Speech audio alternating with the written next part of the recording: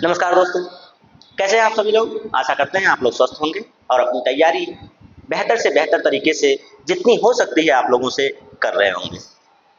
मैं यशवंत गौरव Purvanchal career classes पे आप सभी लोगों का स्वागत करता हूँ। आप लोगों के प्रयास और आप लोगों की मेहनत को देखते हुए हमारी संस्था ने आपके लिए ये टीईटी का प्रैक्टिस बैच निःशुल्क पूर्ण रूप से निःशुल्क आप लोगों के लिए लॉन्च किया गया है। तो आपका भी कर्तव्य होता है कि लगातार हमारे साथ जुड़े रहिएगा ताकि आपको सफलता पाने में कोई भी दिक्कत ना आए, कोई भी परेशानी ना हो। तो चलिए दोस्त, देर ना करते हुए आज की क्लास को शुरू किया जाए। देखिए, दिक्कत तो है, इसमें तबीयत थोड़ी सी गड़बड़ है, लेकिन फिर भी आप लोगों के लिए आप लोगों का नुकसान ना हो इसलिए लगातार आपके साथ बने रहते हैं। ये भी नहीं देखा जाता है कि तबीयत अगर थोड़ी सी गड़बड़ भी है तो फिर आराम कर लिया जाए। आराम क्यों किया जाए यार, आराम हराम है। ये बात को चरितार्थ कीजिए और लगातार आपके साथ लगे रहते हैं। आइए, आपके स्क्रीन बोर्ड पर प्रश्न आ चुका है, इस प्रश्न को हल कीजिए और प्रश्न को हल करके इसका कमेंट जरूर किया कीजिए आप लोग। और हाँ, अगर चैनल पर नए हैं तो सबसे पहले चैनल को सब्सक्राइब कर लीजिएगा। आइए शुरू करते हैं। क्या है आज का पहला प्रश्न। हाँ, आज मैं बता दूं तो आज सिर्फ केमिस्ट्री और फिजिक्स के प्रश्न हैं। आज इसमें क्या बोलते हैं आपका वो इकोनॉमी के प्रश्न आपको नहीं मिलेंगे। आज सिर्फ फिजिक्स और केमिस्ट्री है, और भी न्यूमेरिकल टाइप में है। कैसे है? न्यूमेरिकल टाइप में है। तो इन प्रश्नों को हल करते हैं और देखते हैं कि क्या उत्तर आते हैं इनके और आपका क्या रिस्पॉन्स होता है, कितना बढ़िया परफॉर्मेंस आप लोग करते हैं। आइए, हाँ आज थोड़ी सी आवाज आएगी, लेकिन आप लोग समझ सकते हैं कि जब सर्दी होती है लोगों को तो आवाज तो आनी ही आनी है। आइए बताइए पहले प्रश्न का उत्तर। इकाई वाट को के रूप में व्यक्त किया जा सकता है। इकाई वाट को के रूप में व्यक्त किया जा सकता है, यानी कि इसका फॉर्मूला दे रखा है और फॉर्मूले में पूछ रहा है कि कौन सा फॉर्मूला सही है। सीधे सीधे इसको पूछ सकता था कि वाट का सूत्र है, वाट ज्ञात करने का सूत्र है। सीधे सीधे इसको कह सकता था, ज्ञात करने का फॉर्मूला यानी कि सूत्र है। क्या फॉर्मूला है, क्या सूत्र है, वही आपको बताना था। तो सीधी सीधी बात होती है, वाट बराबर क्या, तो वाट का मतलब क्या होता है, डब्ल्यू। जानते हैं आप लोग, ऐसे लिख दीजिए, ये हो गया वाट। तो वाट ज्ञात करने का जो सूत्र होता है वो होता है, आप जानते हैं, वोल्ट इंटू एम्पियर यानी करंट, वोल्ट इंटू करंट। ठीक, वोल्ट इंटू करंट होता है। तो इसको आप शॉर्ट फॉर्म में लिखेंगे तो ऐसे लिख सकते हैं, W बराबर V इंटू, अब यहाँ C होना, लेकिन यहाँ एम्पियर में सारी चीजें लिखी हुई हैं, तो करंट ज्ञात करते हैं एम्पियर में। किसमें ज्ञात करते हैं? एम्पियर में, इसलिए V इंटू A। ये जहाँ पे आपको दिखे यानी कि लिखा होगा वोल्ट इंटू यानी कि मल्टीप्लाई बाई एम्पियर, ये जहां लिखा हुआ है वही ऑप्शन आपका सही हो जाएगा। आप सूत्र देख लीजिए, आपको समझ में आ जाएगा। यानी कि यहाँ एक लगाना चाहेगा तो 1 वाट लिखेगा, एक ये लिखेगा, एक ये, इसे कोई मतलब नहीं एक लगाने से, क्योंकि एक लगाएंगे तब भी वो उतना ही आंसर देगा, कोई दिक्कत नहीं है। तो किसमें है देख लीजिएगा, हाँ option number C. Option number C match कर रहा है पूरी तरीके से आपके सूत्र पर, तो यही इसका राइट आंसर हो जाएगा। ठीक है, यही इसका राइट आंसर हो गया। समझ में आया? चलिए चलते हैं अगले प्रश्न पर। तो कैसा लगा पहला प्रश्न जरूर बताइएगा। बढ़िया प्रश्न था कि नहीं था? आपके लेवल का प्रश्न है, आपके आईक्यू लेवल पर ही ये सेट होते हैं प्रश्न जो आपके पेपर में आते हैं। तो ये आए हुए प्रश्न ही हैं, मैं अन्यथा प्रश्न नहीं लेता, आपको बता चुका हूँ। और इनका जो मैं व्याख्या करता हूँ या फिर डेरिवेट कर रहा हूँ जो प्रश्नों का, वो आप देखेंगे तो उसमें से ही प्रश्न बनते हैं, उसे बाहर नहीं जाते। आइए, निम्नलिखित में से कौन सी विद्युत ऊर्जा की वाणिज्यिक इकाई है? विद्युत ऊर्जा की वाणिज्यिक इकाई का मतलब ये होता है कि जो हम लोग अपने दैनिक जीवन में, हमारे दैनिक जीवन में जिसका उपयोग किया जाता है, हमारे दैनिक जीवन में जो घरेलू जीवन में घरेलू उद्देश्य के लिए जो यूज किया जाता है वो क्या है? तो विद्युत ऊर्जा पूछ रहा है। आप विद्युत धारा मत बता दीजिएगा, विद्युत धारा आप बता देंगे तो विद्युत धारा I बराबर क्या हो जाता है, I बराबर V बाई R हो जाता है। तो वो अलग होता है। यहाँ पे आपको विद्युत ऊर्जा की बात कर रहा है, तो विद्युत ऊर्जा की बात कर रहा है तो किसमें ज्ञात किया जाता है? कैलोरी। कैलोरी आप जानते हैं कि ये हमारी खुद की जो ऊर्जा होती है, जीवों की जो ऊर्जा होती है ये है, इसकी इकाई है जीवों की ऊर्जा। जीवों की जो ऊर्जा होती है उसकी इकाई कैलोरी मान होती है। ठीक है, जैसे आप लोग कैलोरी लेते हैं ना, कितने कैलोरी ऊर्जा आपने लिया आज?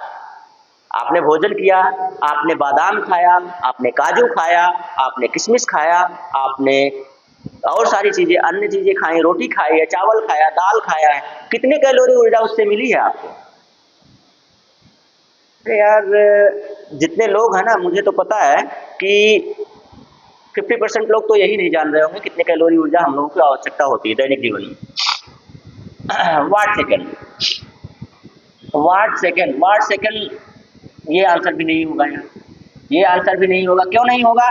क्योंकि इसके आगे देखिए, इसका बड़ा पैमाना लिखा हुआ है, इसका बड़ा पैमाना लिखा हुआ है और बड़े पैमाने पर ही ये तो इकाई हो गई।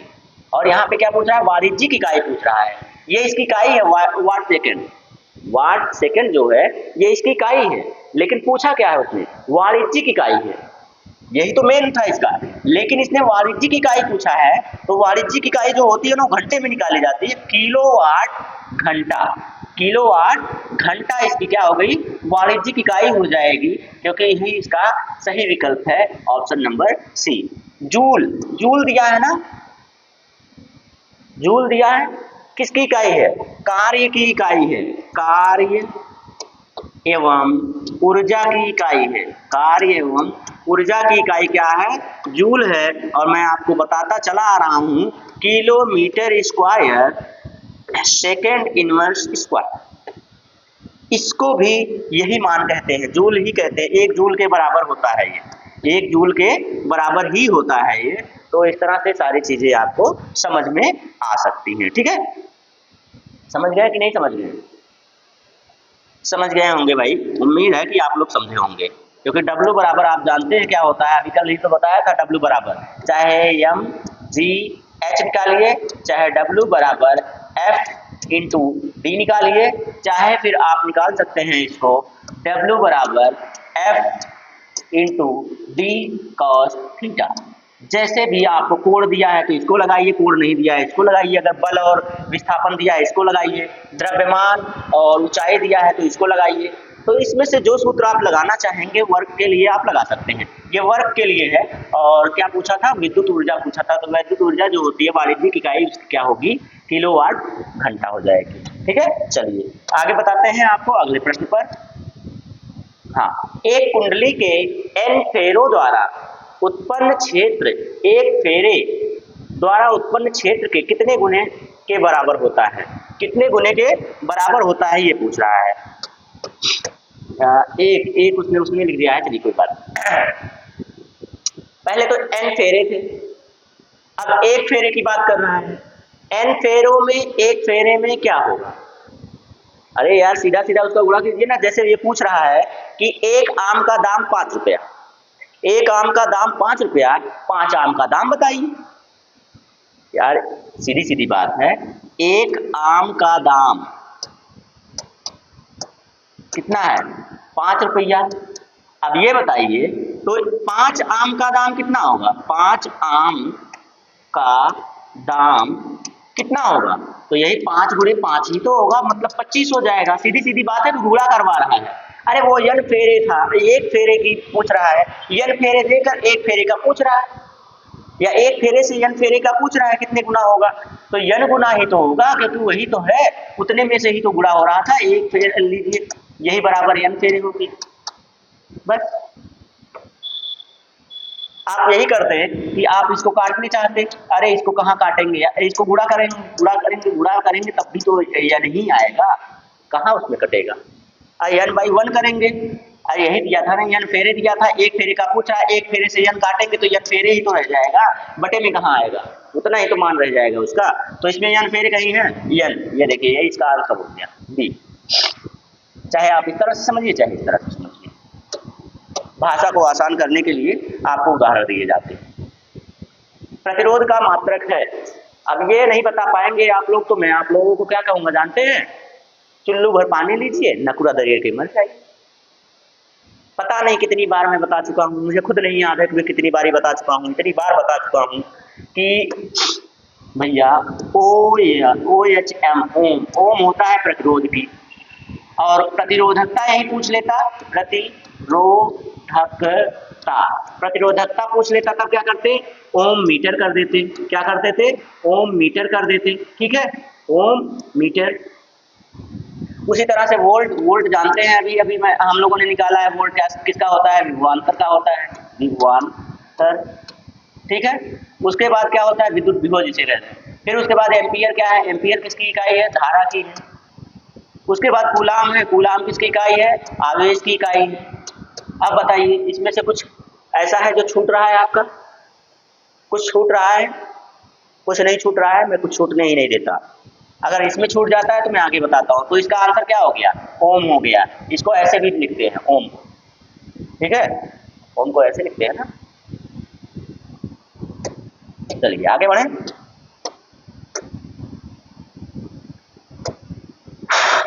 लीजिए फिर थोड़ा फॉर्मूले पर बेस्ड है सारे प्रश्न ज्यादातर। तो निम्नलिखित में से कौन सा वी आई और आर के बीच एक गलत संबंध है, यानी कि 3 सही संबंध है, एक गलत हो जाएगा। तो आप बताइए कि ये यहाँ पे पूछ रहा है वोल्ट, धारा और प्रतिरोध में क्या संबंध होता है।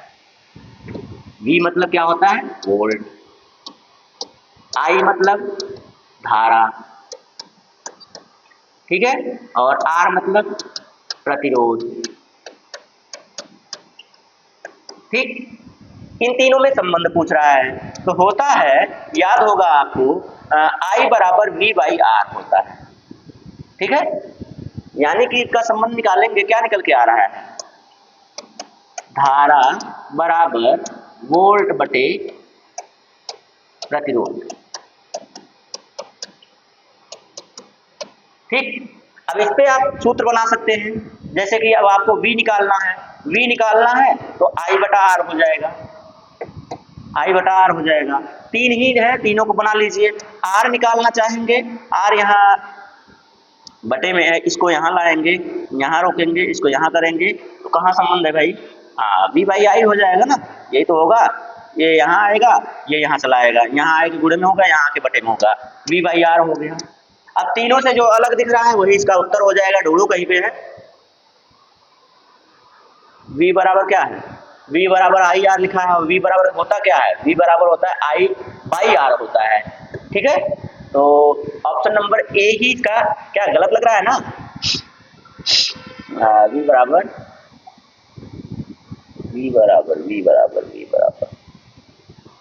V यहाँ है, इसको ले आएंगे यहाँ, ये बुरे में हो जाएगा। कहीं कहीं तो मैं मिस फॉल्ट कर रहा हूँ क्या, अगर V बराबर करना है तो ये यहाँ आके गुणे में हो जाएगा यार, वी आर हो जाएगा, आई आर हो जाएगा, सही है, ये पहला सही है। क्या V बराबर निकालना था ना, उल्टा कर दिया मैंने, देख लीजिएगा, मैं थोड़ा सा उल्टा कर दिया, आपको आवेश में बह गया।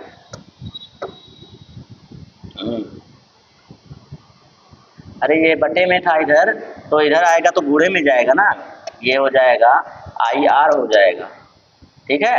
अब R बराबर निकालेंगे तो यहाँ आ जाएगा, तो आई आर तो सही होगा, V बराबर आई आर पहला सही हो गया, I बराबर V बटे आर, आई बराबर V बटे आर, आई बराबर V बटे आर, ये भी सही है। R बराबर V बाई आई, ये भी सही है। गलत कौन है, V बराबर R बटे आई, यानी कि option number C, option number C इसमें गलत आंसर।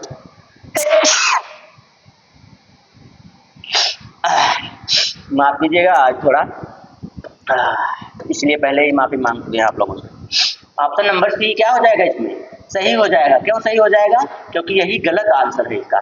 जो फॉर्मूला बन रहा है, फॉर्मूला मैंने आपको तीनों बना के बता दिया।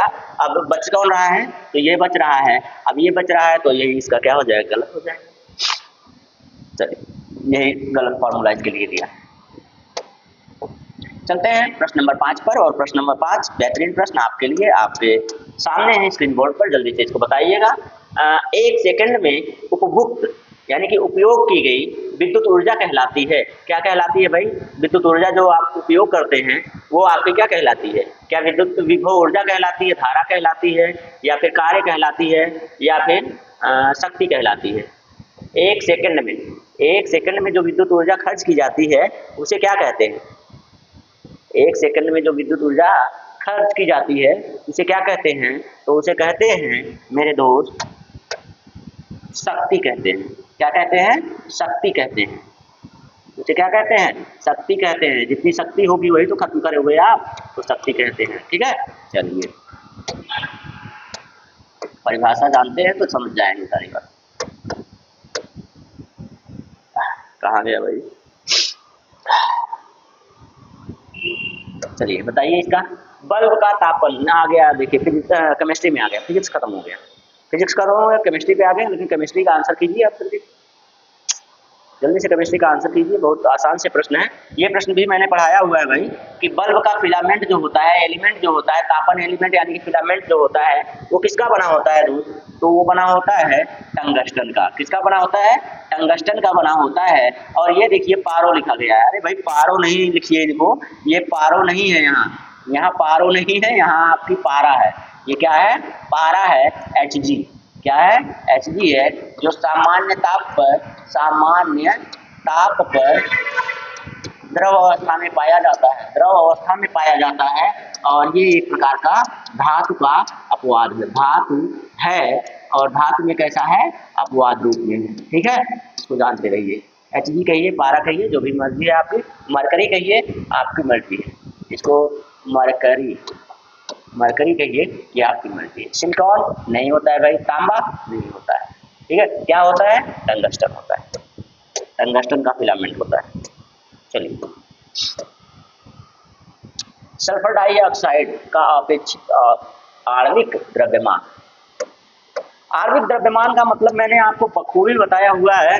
आप पीछे जाएंगे मेरे वीडियोज में, प्रैक्टिस सेट में ही मैंने बताया है कि किसी भी पदार्थ का आणविक द्रव्यमान अगर ज्ञात करना है आपको, तो उनके यौगिक में उपस्थित तत्वों के द्रव्यमान का गुणनखंड ही उनका आणविक द्रव्यमान कहलाता है। यानी कि समझ में आपको ऐसे आएगा कि जैसे आपको सल्फर डाइऑक्साइड यानी कि SO2 का आणविक द्रव्यमान ज्ञात करना है, आणविक एटॉमिक मास, आणविक द्रव्यमान ज्ञात करना है, तो इस तत्व के, इसमें यौगिक में उपस्थित जो तत्व हैं उनके परमाणु द्रव्यमानों के गुणनखंड को क्या कहा जाता है?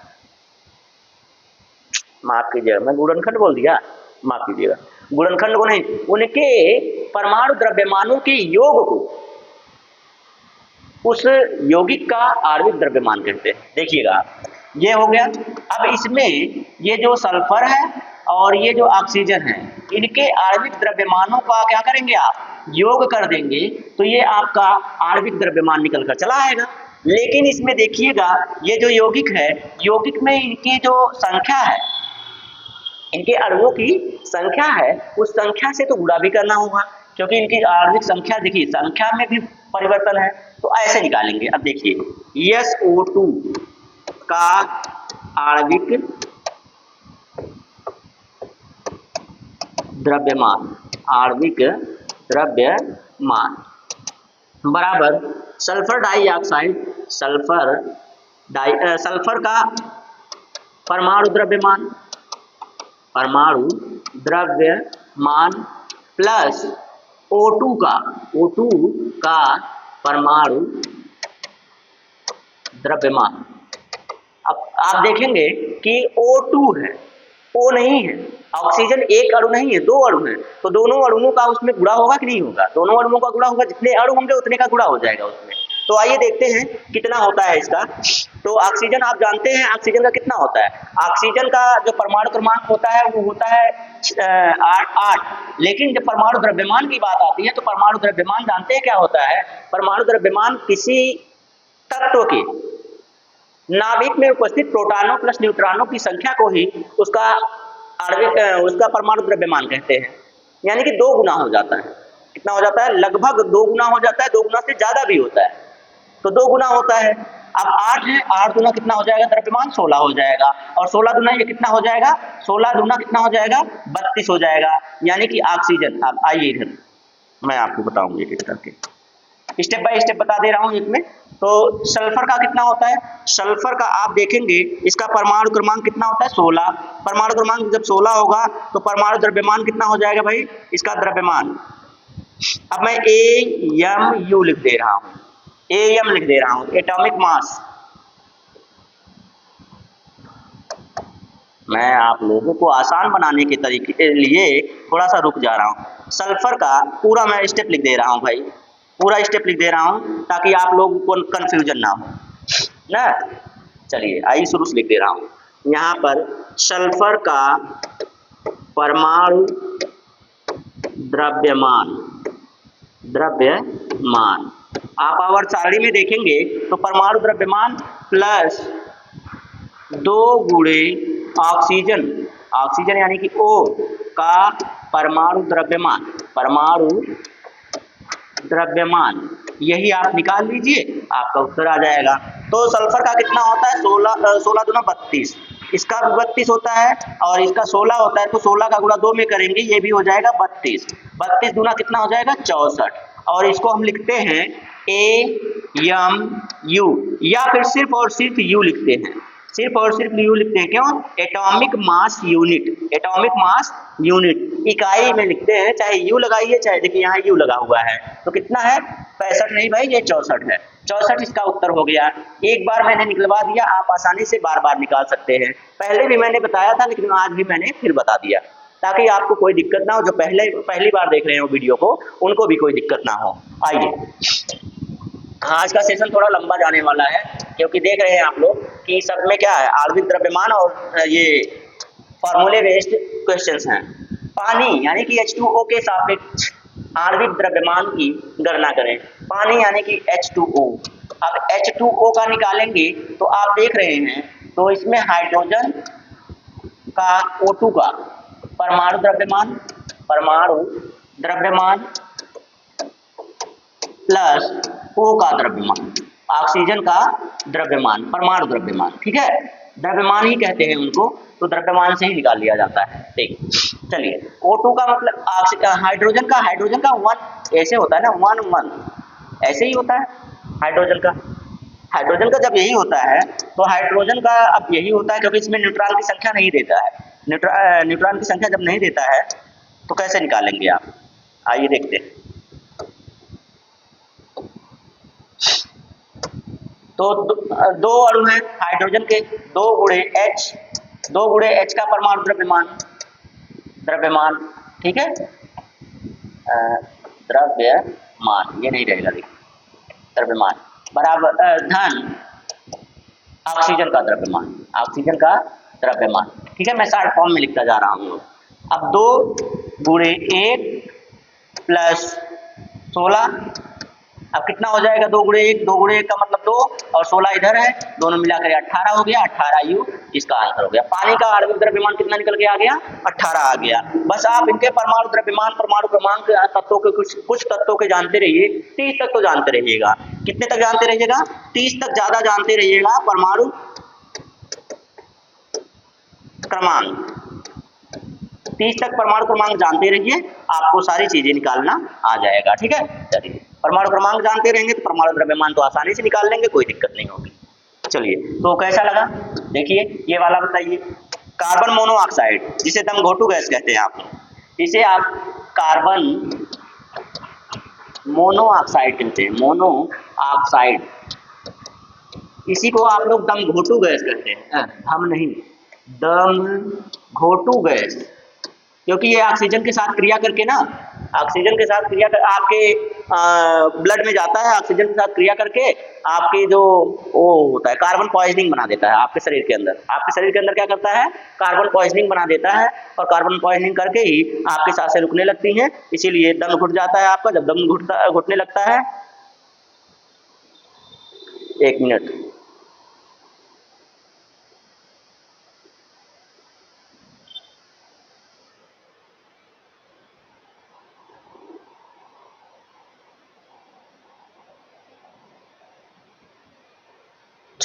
अब शुरू करें। दम घोटू गैस इसको कहते हैं। तो कार्बन पॉइजनिंग किससे होता है? तो कार्बन मोनोऑक्साइड द्वारा ही कार्बन पॉइजनिंग भी होता है। अब इसको बताना है आपको, तो कैसे बताएंगे आप बताइए। सी और ओ का क्या निकालेंगे आप? कार्बन का सी का, सी यानी कार्बन का द्रव्यमान, द्रव्यमान मतलब परमाणु द्रव्यमान, आप जानते रहिएगा, परमाणु द्रव्यमान, प्लस ओ यानी कि ऑक्सीजन का द्रव्यमान। ठीक, अब दोनों का मतलब सी का मतलब जानते हैं, सी का परमाणु क्रमांक 6 होता है, यानी कि इसका 2 गुना, यानी इसका क्या हो जाएगा 12 हो जाएगा, इसका 12 हो गया। प्लस ऑक्सीजन का आप जानते ही हैं 8 होता है परमाणु क्रमांक, द्रव्यमान कितना होता है 16 होता है, अभी निकाल के आ रहे हैं। 16 और 12 का मतलब 28 हो गया, 28 यू हो गया, या AMU कहीं लिख के दिया रहे तो AMU हो जाएगा। इसमें से ढूंढिए 28 किसमें है भाई? ऑप्शन नंबर ए में ही 28 है। आप आसानी से निकाल सकते हैं यार, 3 तो बता दिया, अब इसके बाद आ रहा है तो इसका मतलब आप बता दीजिएगा। CaO, CaO calcium oxide, calcium oxide बुझा हुआ चूना। कैल्शियम ऑक्साइड यानी कि क्या? बुझा हुआ चूना, या इसी को खड़िया ही कहते हैं ना आप लोग, बुझा हुआ चूना, या आप लोग इसे खड़िया कहते हैं, बुझा हुआ चूना। ठीक है, चलिए अब बताइए इसका कितना होगा भाई? इसका कितना होगा बताइए? 16 तो इसका ही हो जाएगा, आप जानते ही हैं 16 इसका हो जाएगा। प्लस आप देखेंगे कैल्शियम का कितना होता है? कैल्शियम का परमाणु क्रमांक 20 होता है। परमाणु क्रमांक जब 20 होगा, परमाणु द्रव्यमान कितना हो जाएगा? 40 हो जाएगा। 40 प्लस 20, 40 प्लस 16 जोड़ दीजिए, ये हो गया 56। कितना हो गया? 56 यू। कहाँ है कहीं? हाँ, ऑप्शन नंबर डी में। आप इसी को भी तो ऐसे ही निकालेंगे जैसे अभी सबका निकाला है भाई। CA का करेंगे, फिर उसके बाद O का कर देंगे, दोनों का जब जोड़ देंगे तो ये आ गया 40 और 16 मतलब 56 हो गया, 56 हो गया। समझ में आया कि नहीं आया? ये ऑप्शन नंबर डी कैसे हुआ? समझ में आ गया ना?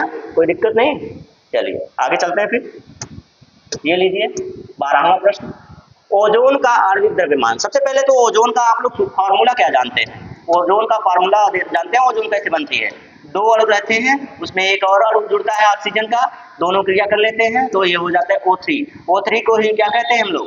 O3 को ही हम लोग कहते हैं ओजोन, ओजोन गैस कहते हैं। बाकी इस पर अगर मैं चर्चा करने लगूँ तो बहुत लंबी चर्चा हो जाएगी। जीवनदायिनी गैस है। जब ये कहाँ होती है? जब ये ओजोन परत, ओजोन लेयर पर होती है, वहां से नीचे आएगी तो हम लोगों के लिए हानिकारक हो जाती है ये गैस भी। ऑक्सीजन भी हम लोगों के लिए हानिकारक हो जाती है, ऑक्सीजन के ये ओजोन गैस भी। चलिए इसको निकालना है तो ऑक्सीजन ही है, ऑक्सीजन का ही परमाणु द्रव्यमान है, 3 में गुणा कर देंगे, ऑक्सीजन गुणे 3, ऑक्सीजन का परमाणु द्रव्यमान गुणे 3, इसका होता है 16 गुणे 3 बराबर कितना हो गया? 16 3 48, यही तो होता है। ये इसका 48 कहीं है, ये लीजिए ऑप्शन नंबर बी। यार इतना आसान सा प्रश्न है, आप लोग आसानी से नहीं कर पा रहे हैं। अच्छा ये लास्ट प्रश्न था क्या? ओ 12 प्रश्न आज के थे। कैसे लगे आज के जो प्रश्न दिए गए थे? सब फार्मूला बेस्ड थे और न्यूमेरिकल भी थे कुछ, तो न्यूमेरिकल आसान थे, आप अपने मन में ही उनको कर सकते हैं, बस प्रैक्टिस की जरूरत होती है। और हमारे साथ अगर आप जुड़े हैं तो जानते हैं कि हम प्रैक्टिस करवाने में माहिर हैं, एकदम प्रैक्टिस बैच ही चल रही है, प्रैक्टिस करवाएंगे ही। तो कैसी लगी क्लास जरूर बताइएगा, कमेंट जरूर कीजिएगा। चैनल पर नए हैं तो चैनल को सब्सक्राइब कीजिए और हमारे नोटिफिकेशन को जरूर दबा दीजिएगा ताकि आपके पास नोटिफिकेशन सबसे पहले पहुंच सके और कोई भी क्लास मिस ना हो। ठीक है दोस्त, तो आज के लिए इतना ही, फिर मिलते हैं आपसे नई ऊर्जा नए जोश के साथ, नए वीडियो सेशन के साथ। ठीक है, जय हिंद।